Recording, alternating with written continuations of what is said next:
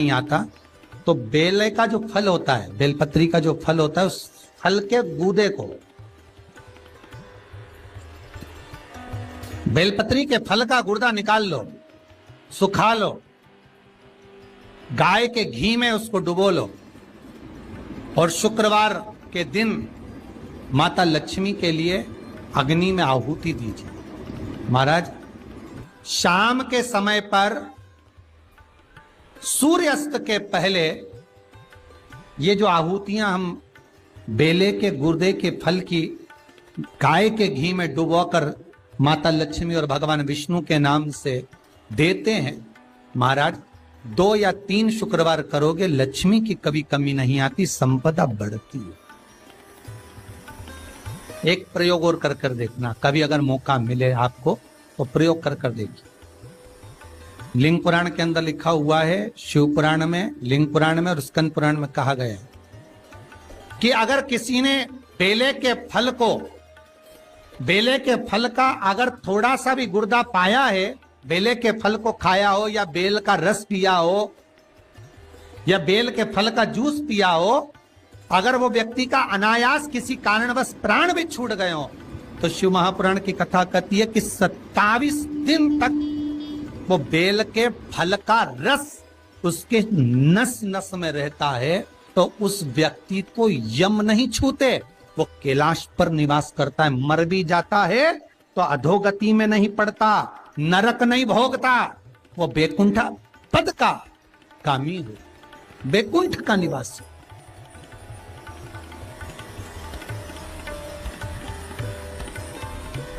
बैकुंठ का निवासी।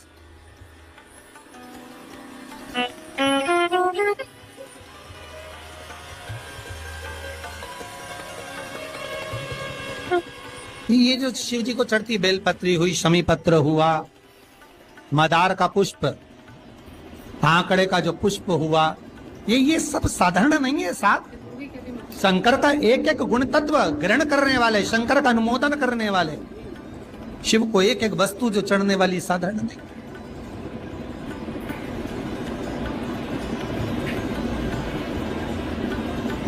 महाराज, हम तो आपसे निवेदन पहले भी करे, आज फिर करते। मान लो आपको ऐसा लगता है कि घर में बीमारियां ज्यादा घेर रही है, तो एक बेल का टुकड़ा, बेले का फल का एक टुकड़ा अपने ही घर में कहीं पर भी कटोरी में रख दीजिए, शिव का स्मरण,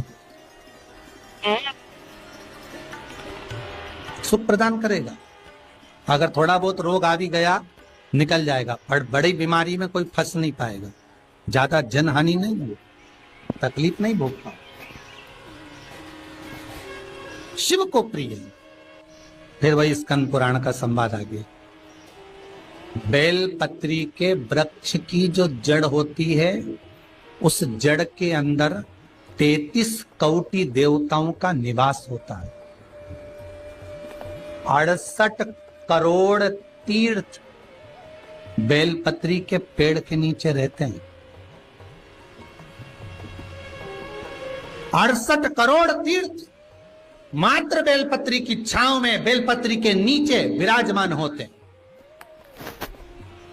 अगर आपके मन में कभी कभी भाव उत्पन्न हो जाए ना कि मेरे को कहीं तीर्थ करने जाना है और अभी मौका नहीं मिल रहा, तीर्थ जाने का, अभी तो लॉकडाउन चल रहा है और अभी सब दूर बीमारी फैली हुई है, कहीं नहीं जा सकते, तो जब लॉकडाउन हट जाए, बीमारी समाप्त हो जाए और तीर्थ जाने का मन करे, तो किसी बेलपत्री के पेड़ के नीचे 5 मिनट जाकर बैठ जाए।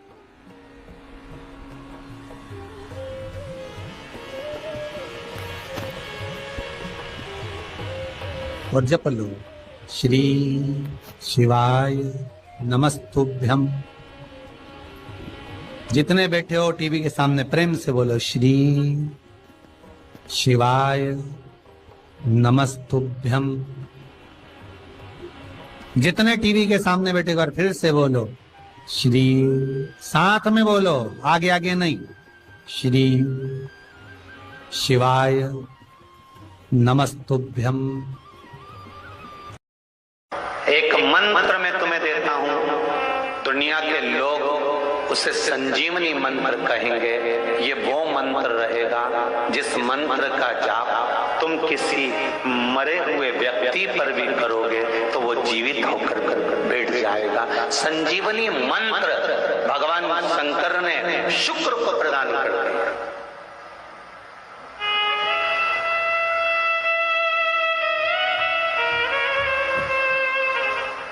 संजीवनी मंत्र। और संजीवनी मंत्र जब भगवान शंकर ने शुक्र को दिया और शुक्र ने उस मंत्र का स्मरण करना प्रारंभ करा तो शुक्र के पास में तो आनंद की अनुभूति हो गई बिना मांगे। शंकर भगवान से शुक्र ने ये नहीं कहा कि मुझे ये मंत्र देना, पर शिव ने दे दिया।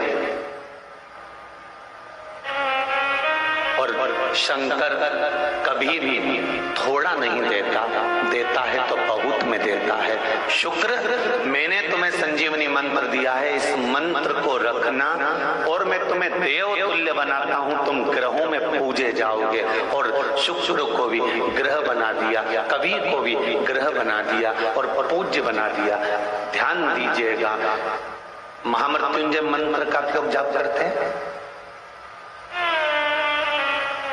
कितने लोग करते हैं? जरा हाथ उठाओ। करते हैं? कभी कभी तो करते होगे, रख लीजिए।